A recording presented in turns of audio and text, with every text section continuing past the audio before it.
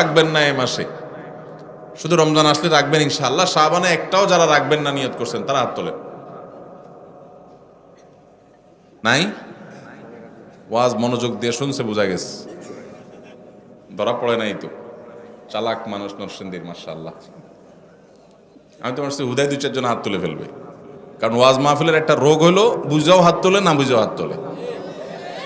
আরেক রোগ হলো এইটা, বুঝাও ঠিক বলে, না বুঝাও ঠিক বলে। এইটাও ঠিক, দেখছেন নি? এইটাও বলে ঠিক। আপনারা কি বুঝে ঠিক বলবেন না, না বুঝে ঠিক বলবেন?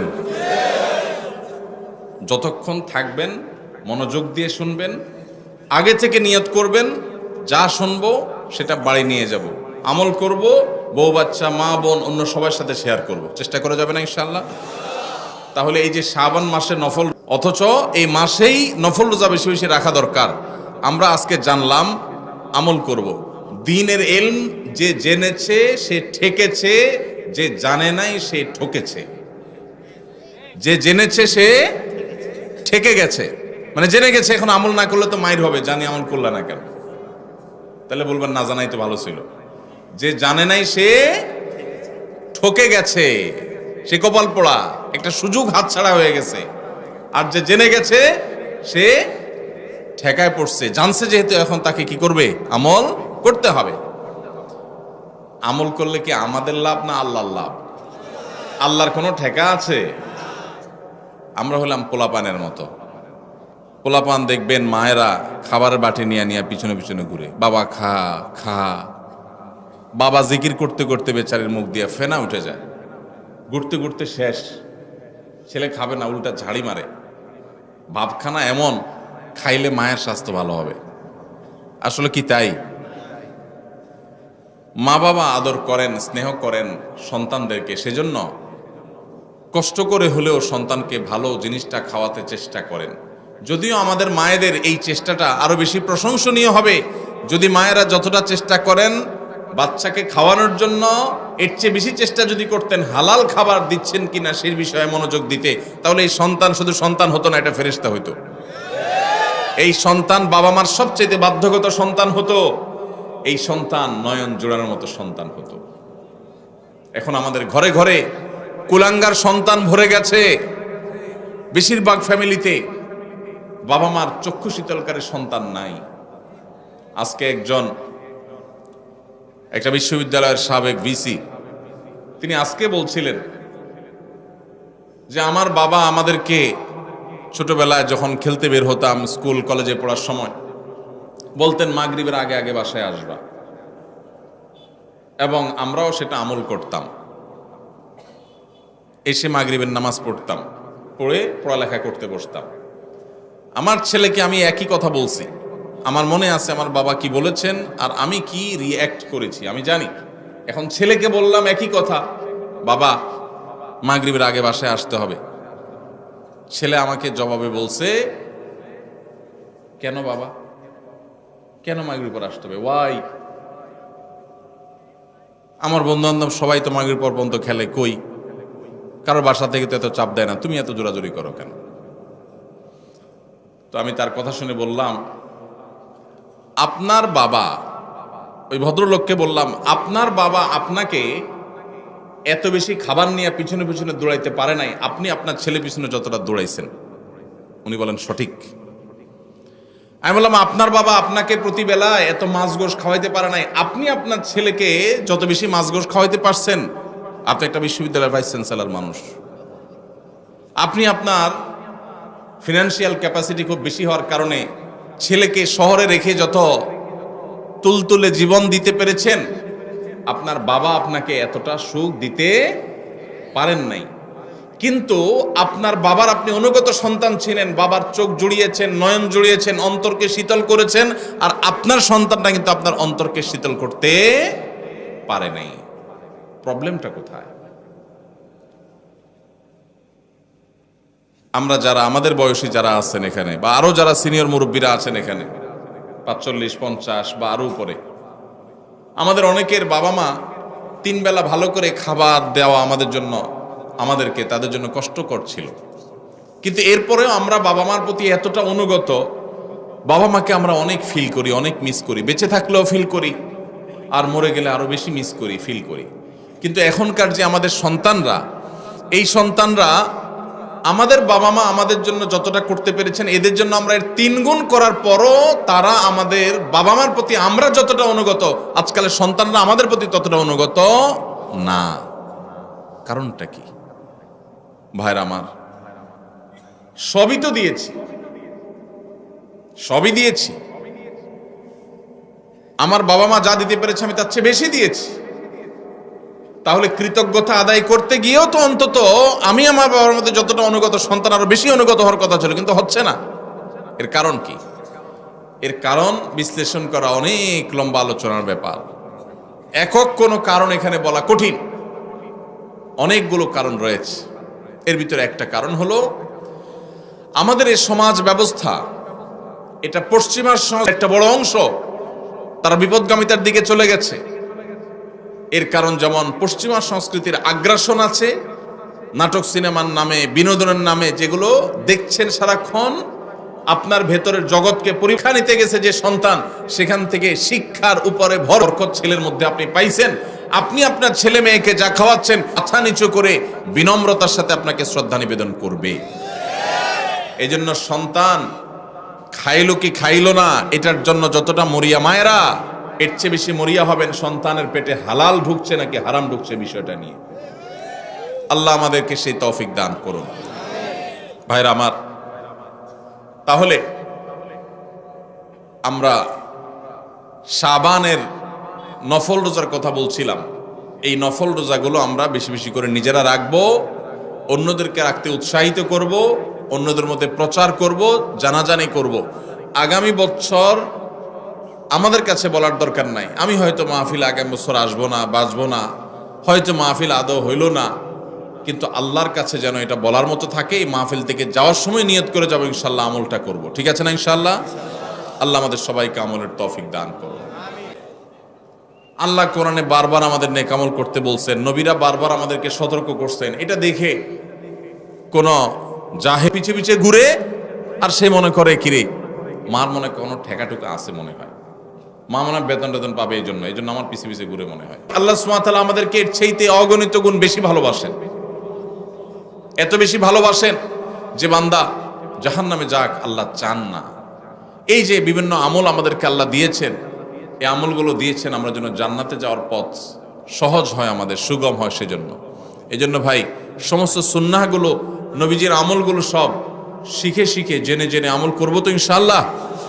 শাবান মাসে নফল রোজা রাখবো তো ইনশাআল্লাহ। অন্তত 2টা রোজা হলে ওরা রাখবেন, নিয়ত করছেন, একটু হাত তোলেন। আল্লাহ আমার ভাইদের সবাইকে আপনি আমল করার তৌফিক দান করেন। মালিক আমাদের সবাইকে আপনি আমলের তৌফিক দান করেন, আমাদের সবাইকে জান্নাতে যাওয়ার তৌফিক দান করেন। মাশাআল্লাহ মাশাআল্লাহ। একটা ওয়াজ শেষ, ওয়াজ নম্বর 2। দ্বিতীয় যে বিষয়ে কথা বলবো বলছিলাম সেটা হলো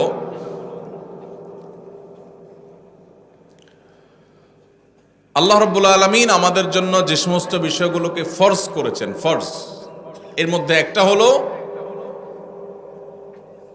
আমাদের মৃত্যুর পর আমাদের সম্পদে আমাদের রক্ত সম্পর্কীয় আত্মীয়দেরকে এক একজনকে এক এক হিস্সা বা অংশ আল্লাহ তাআলা নির্ধারণ করে দিয়েছেন কোরআনে। জানেন তো আপনারা কোন সূরায় করেছেন? সূরা নিসা, কোরআনের সবচেয়ে বড় আয়াত, সবচেয়ে দীর্ঘ আয়াত। আল্লাহ রাব্বুল আলামিন যে বিষয় বলতে গিয়ে নন স্টপ বলে তারপরে দাড়ি দিয়েছেন, অনেক দূরে গিয়ে পুরো বিষয় বলে শেষ করে তারপর দাড়ি দিয়েছেন, সেই সবচেয়ে দীর্ঘ আয়াত কোরআনে যে বিষয়টার উপরে, সে মা বাবা, স্বামী স্ত্রী, ভাই বোন, কারণ মৃত্যুর পর তার সম্পদে কার কি হক আছে, কে কতটুকু পাবে, এ বিষয়ে আল্লাহ তাআলা বর্ণনা করেছেন। বর্ণনা করে আল্লাহ তাআলা বলেছেন ফরিদাতাম মিনাল্লাহ, তোমাদের রেখে যাওয়া সম্পদে কার কতটুকু ভাগ আছে না আছে, এই সব বন্টন আল্লাহ তাআলা করে দিয়েছেন। কে করে দিয়েছেন? আল্লাহ বলেছেন ফরিদাতুম মিনাল্লাহ, এটা আল্লাহর বন্টন, আল্লাহর নির্ধারণ, আল্লাহর পক্ষ থেকে এটা ফিক্সড করা হয়েছে।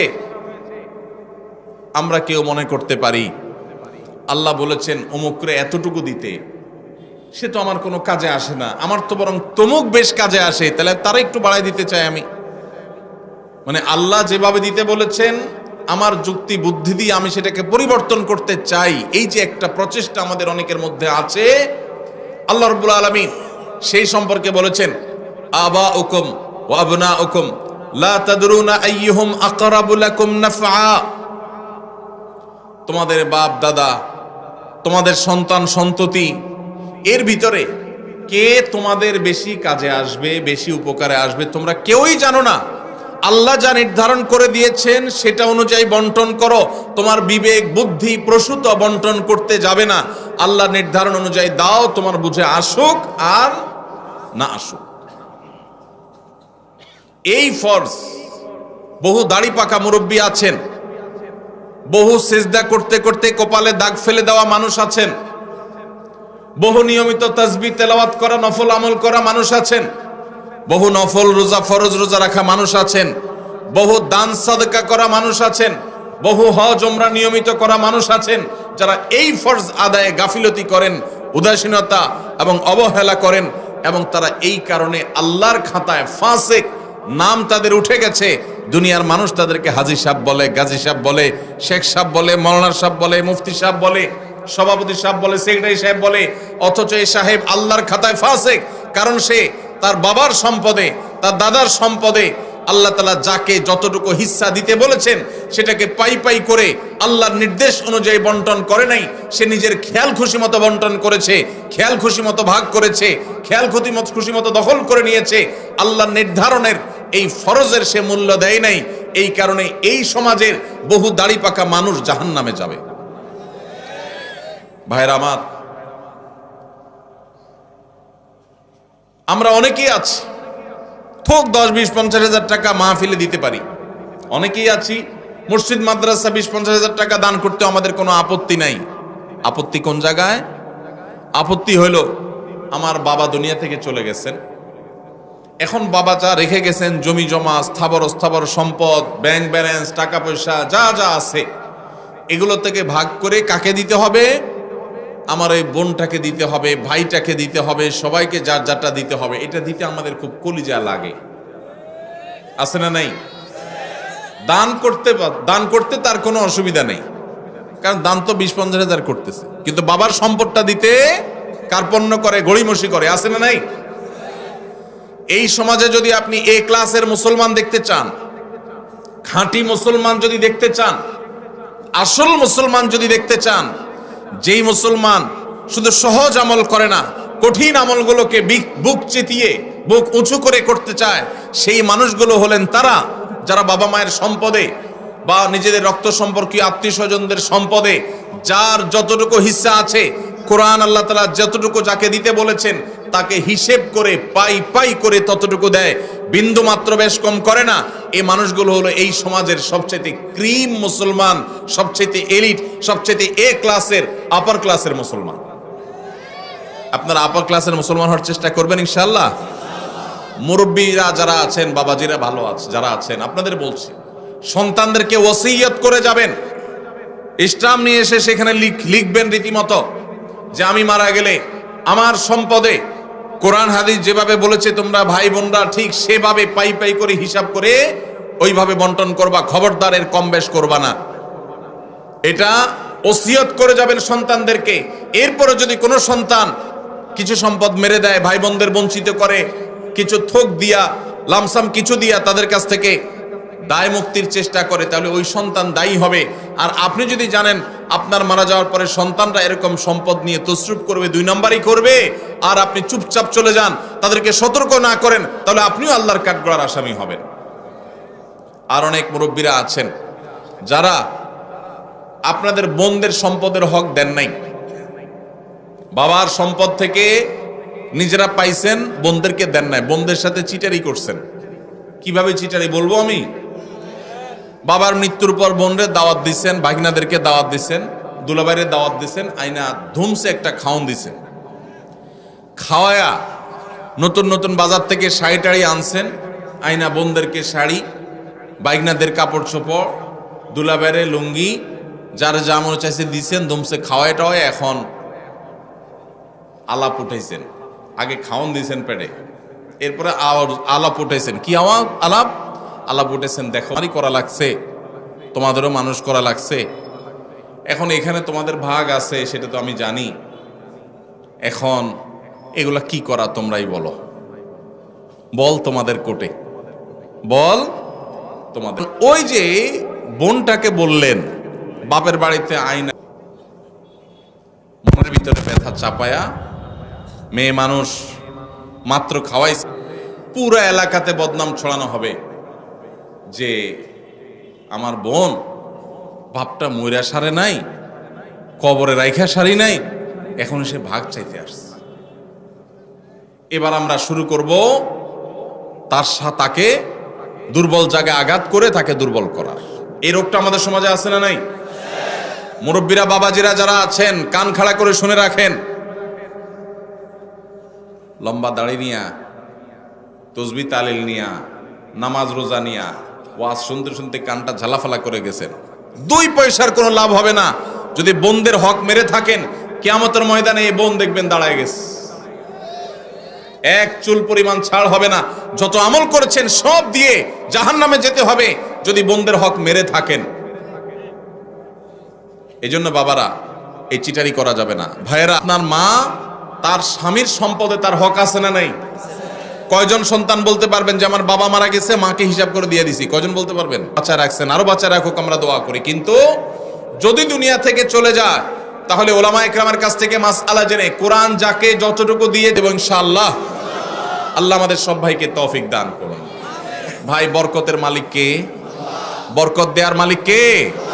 আল্লাহ। যদি বরকতের মালিক এটা বিশ্বাস করেন, তাহলে আপনার বাবার সম্পদে, মায়ের সম্পদে, ভাইয়ের সম্পদে, বোনের সম্পদে, আপনাদের পরস্পরের সম্পদে তার মৃত্যুর পর যার যতটুকু পাওনা আছে, আল্লাহ বলছে তাকে 1/3 দাও, আল্লাহ বলছে তাকে 50% দাও, আল্লাহ বলছেন কাকে এতটুকু দাও, আরেকজনকে এতটুকু দাও, যাকে যতটুকু দিতে বলেছেন তাকে ততটুকু যদি দিয়ে যান, আপনি বরকত দেন না, তখন পাহাড় পরিমাণ সম্পদ থাকলেও মানুষ অভাবী আর ভিখারি থাকে। ভাইরা আমার, আল্লাহ সম্পদও দিয়ে দেয়, আবার ক্যান্সারও দিয়ে দেয়, দেয় না? দেয় না? বরকত এবং কল্যাণ ভিন্ন জিনিস। এজন্য যুবক ভাইরা যারা আছেন তাদেরকে বলবো, নিয়ত করে নেন, ছোট লোকই করবেন না, নিচু চিন্তা করবেন না। যেসব ভাইরা মনে করেন যে বাবার জন্য আমি তো অনেক খরচ করছি, তাহলে আমি সব সম্পদ রেখে দিব, জি না। বাবার জন্য খরচ করা আপনার নৈতিক দায়িত্ব। আপনার যদি টাকা থাকে, তার ট্রিটমেন্ট খরচ দাঁড়ানো আপনার দায়িত্ব। এর মানে এই না যে বাবার সম্পদ থেকে আপনি সেটা কাটাকাটি করবেন। হ্যাঁ, যদি এমন থাকে যে বাবার সম্পদ, ক্যাশ টাকা আছে, সেটা দিয়ে ট্রিটমেন্ট করা যায়, তাহলে সেটা দিয়ে আপনি বাবার ট্রিটমেন্ট করেন, কোনো অসুবিধা নাই। বাবার যদি না থাকে আর আপনার থাকে, সন্তান হিসেবে আপনার উপরে ফরজ বাবার ভরণ পোষণ দেওয়া। অতএব সেটার জন্য ভিটামিন দিবেন তো ইনশাআল্লাহ। ফুফুদের হক, বোনদের হক, ভাইদের হক পাই পাই করে দিবেন। অনেক বড় ভাই আছে, চান্স পাইলে ছোট ভাইদের ল্যাং মারে ছেড়ে দেয়, নিজেরা সব দখল করে নেয়, আছে না নাই? আল্লাহকে ভয় করেন। এই ফরজটা অবহেলিত ফরজ। নামাজের ফরজ অনেকে আদায় করেন। আমার কাছে নালিশ আসে, অনেক ফ্যামিলির বিভিন্ন ভাইরা নালিশ নিয়ে আসেন, ভাইয়ে হক মেরে দিস, যে হক মারছে তার দাড়ি মাশাআল্লাহ একেবারে পেট পর্যন্ত চলে আসছে, কিন্তু হক মারতে তার বুকও কাঁপে নাই। এইরকম 2 নম্বর দাড়িওয়ালা মানুষ আছে না নাই? এই 2 নম্বর দাড়ি আল্লাহর কাছে অ্যাকসেপ্ট হবে। এখন আবার নতুন এক শয়তানি শুরু হয়েছে, সেটা হলো আল্লাহ রাব্বুল আলামিন বাবা মায়ের সম্পদে ছেলেদেরকে, মেয়েদের দ্বিগুণ সম্পদ দিতে বলেছেন, ভাগ দিতে বলেছেন। মেয়েরা যদি টোটাল সম্পদের 10 টাকা পায় একজন মেয়ে, তাহলে একজন ছেলে পায় 20 টাকা। এখন আমাদের দেশে কয়দিন পর পরই কিছু সুশীল আছেন যারা আল্লাহর কোরআনেরও সংশোধন করতে চায়, নাউজুবিল্লাহ। তারা দাবি তোলে যে সমান অধিকার দিতে হবে, এবং সমান অধিকার কথাটা শুনতে বেশ সুন্দরই শোনা যায়, ভালোই লাগে। আমরা অনেকে বিভ্রান্ত হয়ে যাই। তাই তো একই বাবার সন্তান হয়ে মেয়ে যদি 1 আনা পায়, ছেলে কেন 2 আনা পাবে? ছেলেও সন্তান, মেয়েও সন্তান, তাহলে মেয়ে 1 আনা পাবে, ছেলেও 1 আনা পাবে, এমন হওয়া দরকার। মেয়ে 1 আনা পাবে, ছেলে 2 আনা পাবে। এটা কেন? বাহ্যিকভাবে এটা মনে হয় বৈষম্য করেছে। ভাইরা আমার, আমরা সবাই জানি আল্লাহ রাব্বুল আলামিন যত ফ্যামিলির খরচ আছে এই সব খরচগুলো ছেলেদের উপরে বর্তাইছে না মেয়েদের উপরে বর্তাইছে? স্বামীর উপরে না স্ত্রীর উপরে? স্বামীর উপরে। কত রকমের খরচ? সব রকমের খরচ। বিয়ে করবে মেয়ের বিয়ে হবে, বিয়ের খরচ কি মেয়ের জোগাড় করা লাগে? কার জোগাড় করা লাগে? বাপের বা ভাইয়ের। ছেলে বিয়ে করবে, খরচ জোগাড় করা লাগে কার? ছেলের নিজের। আরেকজন কয় বাবার। আপনার বাবা আপনার খরচ দিছে? কপালালা মানুষ তাহলে, ভালো বাপ পাইছেন আপনি। ভাইরা আমার, বিয়ের খরচ কে দেয়? ছেলেদের নিজেরা। বিয়ে করার সময় টাকা পয়সা জোগাড় করে বাজার সদাই করে বিয়ে শাদী করলো। শ্বশুরবাড়ি যাওয়ার সময় নতুন বউরে নিয়ে যখন শ্বশুরবাড়িতে যাচ্ছে, মিষ্টি মন্ডা কেনার পর বিলটা কি বয়ে দেওয়া লাগে না জামাই দেওয়া লাগে? তাহলে শ্বশুরবাড়ির মিষ্টির খরচও সে দিল। আবার শ্বশুরবাড়ি বেড়া টেড়ায় যখন বাপের বাড়ি আসতেছে, এখন বাপের বাড়িতে আসার সময় আবার ফলমূল যা কিনছে টিনছে এগুলোর বিল কে দেওয়া লাগে? ছেলে। তাহলে নিজের বিয়ের খরচও নিজের, শ্বশুরবাড়ির মিষ্টির খরচও ছেলের, আবার বাপের বাড়ির ফলের খরচও তার, বাসা ভাড়াটাও তার, বাজার সদাই খরচও তার, নিজের খরচ তো তার আছেই, বউয়ের খরচটাও তার, ছেলে মেয়ের খরচটাও। তাহলে খরচের বেলা সে 16 আনা, আর পাওয়ার বেলায় মেয়ের চাইতে 1 আনা বেশি। এটাতে কি ছেলেরকে আল্লাহ তাআলা অনেক বেশি দিয়ে ভাষায় দিয়েছেন আর মেয়েদেরকে আল্লাহ তাআলা ঠকাইছেন? নাউজুবিল্লাহ, এরকম? তাহলে যে সমস্ত মাথা মোটা মানুষরা মনে করেন মেয়েদের প্রতি বৈষম্য হয়েছে, নাউজুবিল্লাহ, তারা মূলত একটা নির্দিষ্ট এজেন্ডা বাস্তবায়ন করতে চান। তারা এত গবেট না যে এই হিসাব বুঝবে না। খরচের বেলা ছেলে 16 আনা, আপনি একজনকে বাজারে পাঠায় বলছেন নাও 10 টাকা দিলাম, এটা আনবা ওইটা আনবা ওইটা আনবা, 4-5টা আইটেম বলে দিলেন, দিয়া বললেন 10 টাকা দিলাম। আরেকজনকে 5 টাকা দিয়ে বললেন তোমার কিছু আনা লাগবে না, যা খুশি করো, নিজে খাও, ফুর্তি করো। কি বলেন? 10 টাকা আলাকে বেশি দিছে না 5 টাকা আলাকে বেশি দিছে? এখন যদি বলে ভাই কেন বৈষম্য করলেন, আমাকে 5 টাকা দিলেন, ওনারে 10 টাকা দিলেন, সমান সমান দেয়া দরকার, এই দাবি কি যৌক্তিক না অযৌক্তিক? এই অযৌক্তিক দাবি বিভিন্ন সময় আমাদের সমাজে কিছু সুশীলরা, নামধারী কিছু সুশীলরা তারা তোলে। এরা কেন তোলে? আমি যদি বলছিলাম একটা দুর্বিসন্ধি আছে। সেই দুর্বিসন্ধিটা কি? আমাদের এই সাবকন্টিনেন্টে মুসলমান তো মুসলমান, আমাদের হিন্দু ভাইরা, খ্রিস্টান ভাইরা, বৌদ্ধ ভাইরা, এই অঞ্চলের সব ধর্মের মানুষদের একটা কমন কালচার আছে। সেটা কি? সেটা হলো পুরুষরা তারা বাহিরের জগৎটা দেখভাল করে, টাকা পয়সা কামাই করা, রুজি রোজগার করা, যা লাগে সব বাহিরের সব দেখে, বাজার সদাই সব দেখে। আর ভেতরের সাইডটা কে দেখে? মহিলারা দেখে। এটা হলো আমাদের সাবকন্টিনেন্টের ধর্মীয় এবং আমাদের সামাজিক কালচার। এবং এটা আমাদের কালচার বললে ভুল হবে, এটা মানব সভ্যতার শুরু থেকে চলে আসা একটা কালচার। পৃথিবীর অমুসলিম প্রধান দেশগুলো, বিশেষ করে পশ্চিম অঞ্চল, তারা এই কালচারটাকে পরিবর্তন করে ফেলেছে। তাদের সমাজে কি হয়? বাসা ভাড়া নিলে অর্ধেক খরচ জামাইয়া দেয় আর অর্ধেক খরচ বয়ে দেয়। জানেন তো আপনারা? বাজার সদাই সবকিছু 50% ভাগযোগ করে দেয়। এখন এই দিক থেকে তারা মনে করে যে বৈষম্য দূর হবে, সাম্য প্রতিষ্ঠা হবে। মূলত যেটা আসলে হবে, পশ্চিমাদের যেটা হয়েছে সেটা হলো এই পরিবার ব্যবস্থাপনাটা ভেঙে চুরমার হয়ে যাবে। এর পরিমাণ বাড়বে না কমবে? এর প্রমাণ হলো আমাদের সংবিধানে, আমাদের আইনে, কোরআনের তো অন্য কোনো কথায় দালালি করে পশ্চিমাদের। এদের ষড়যন্ত্রের ব্যাপারে আমাদের সতর্ক থাকতে হবে, সাবধান থাকতে হবে। আমাদের অবশ্যই বোনরা, মেয়েরা নানাভাবে নিগৃহীত, তাদের সপক্ষে আমাদের কথা বলতে হবে, কিন্তু তার জন্য আল্লাহর আইন, আল্লাহর বিধানকে পরিবর্তন করার কোনো প্রয়োজন নাই। তাহলে কি করতে হবে?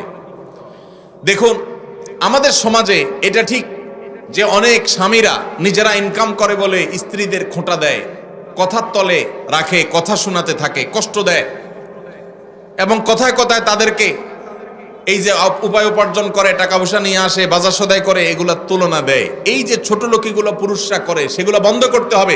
সেগুলো বন্ধ করার জন্য মেয়েদেরকেও আপনি বের করে দিবেন, চাকরি করাবেন, অথবা তাদেরকে সম্পদের ভাগ দিবেন, তাতে বন্ধ হয়ে যাবে। এটা আমরা সঠিক। স্বামী জুলুম করলেও তার জুলুম স্বীকার করতে, জুলুম মেনে নিতে বাধ্য হবে না, যদি স্বামী মহরটা ঠিক মতো দেয়। বাবার সম্পদে পাশে তারা সমতার কথা বলে, ইসলাম সমতার কথা বলে না। তাহলে কিসের কথা বলে? ইসলাম ন্যায্যতার কথা বলে। কিসের কথা বলে? সমতা এক জিনিস, ন্যায্যতা আরেক জিনিস। সব সময় সমতা ইনসাফ প্রতিষ্ঠা করে না, কিন্তু ন্যায্যতা সব সময় ইনসাফ প্রতিষ্ঠা করে। কিভাবে? ছোট ছোট কয়েকটা উদাহরণ নেন। আপনার একটা ছেলে আছে, একটা মেয়ে আছে। ছেলেটার বয়স মনে করেন 15, মেয়ের কিন্তু জ্বর টর কিচ্ছু নেই। হঠাৎ করে আপনার মাথায় ভূত চাপলো, আমাদেরকে তো সমতা প্রতিষ্ঠা করতে হবে। তাহলে আমার সন্তান, ছেলেও আমার সন্তান, মেয়েও আমার সন্তান, একটারে নাপা খাওয়াইলাম, আরেকটাকে খাওয়াইলাম না, এটা তো জুলুম হইল। এই জন্য মেয়েরে বলছেন হা কর, হা কর। হা করায় আপনার সুস্থ সবল মেয়েটারে আপনি নাপা খাওয়াই দিলেন। সমতা এখানে হয়েছে না হয় নাই? কি হয় নাই? ওয়াজ কি বুঝে শুনে কথা বলেন না, না বুঝে জবাব দেন। সমতা হয়েছে না হয় নাই ভাই? সমতা হয় নাই? ছেলের একটা নাপা খাওয়াইছে, মেয়ের একটা নাপা খাওয়াইছে, সমতা হয়েছে না? কিন্তু ইনসাফ কি হইল? ইনসাফ কি হইল? জুলুম হয় নাই? সুস্থ মানুষকে নাপা খাওয়ায় কিডনি নষ্ট করার কাম হয় নাই? ভাইরা আমার, আল্লাহ ন্যায্য দিতে বলেছেন, ন্যায্য যার যতটুকু দরকার। একটা ছেলে 20 বছর বয়স, আরেকটা 10 বছর। ঈদ আসতেছে, রমজানে মার্কেটে যায় কেনাকাটা করলে আমল নষ্ট হবে, এই জন্য আগে ভাগে ঈদের জামা কিনতে গেছেন। এখন যা জামা কিনে ফেলছেন, একটা পাঞ্জাবি, 2টা পাঞ্জাবি কিনছেন। যেহেতু আপনার মাথায় ভূত ঢুকছে, ওই যে পশ্চিমের ভূত, যে সমতা প্রতিষ্ঠা করতে হবে, সমান অধিকার দিতে হবে, সেজন্য কি করছেন?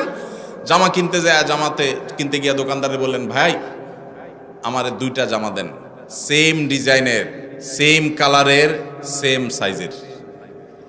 2টা জামা নিয়ে আসলেন। আইনা 20 বছরের ছেলেরে যে পাঞ্জাবি দিলেন, একই সাইজের পাঞ্জাবি 10 বছরের ছেলেরাও দিলেন। সমতা কি হয়েছে না হয় নাই? ন্যায্যতা কি হয়েছে? ইনসাফ কি হয়েছে? এটা ছোট ছেলের সাথে তামাশা হয়েছে নাকি হাদিয়া দেওয়া হয়েছে? তামাশা হয়েছে। অতএব আল্লাহর বিধানকে যদি কেউ পরিবর্তন করে তথাকথিত সমাজ সমতা প্রতিষ্ঠা করতে চায়, তাহলে সেটা দেখতে মনে হবে, শুনতে মনে হবে যে অনেক ভালো কিছু করেছে, আসলে সেটা হবে সবচাইতে ক্ষতিকর।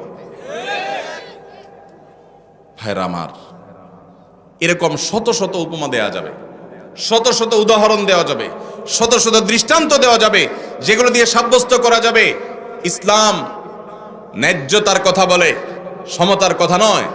কোন জায়গায় একজনকে বেশি দিতে হচ্ছে, আরেক জায়গায় আরেকজনকে বেশি দিতে হচ্ছে। যেখানে যতটুকু প্রয়োজন সেখানে ততটুকু দেওয়া, এটা হলো আল্লাহর বিধান। আর মন গড়া তথাকথিত সমতা, এটা হলো মুখরোচক, শুনতে সুন্দর শোনা যায়, ভালো শোনা যায়, কিন্তু সেটা বাস্তবতা বিবর্জিত। আমরা যদি দেখি পৃথিবীর যে সমস্ত সমাজ আল্লাহর এই বিধান মতো সমাজ পরিচালনা করে না, পরিবার পরিচালনা করে না, তাদের সমাজে বাহ্যিক উন্নতির অনেক প্যারামিটারে তারা এগিয়ে গেছে, কিন্তু তাদের পরিবার ব্যবস্থাপনায়, দাম্পত্য সম্পর্কগুলোতে তারা মিসকিনের মতো অসহায় হয়ে যাচ্ছে দিন দিন।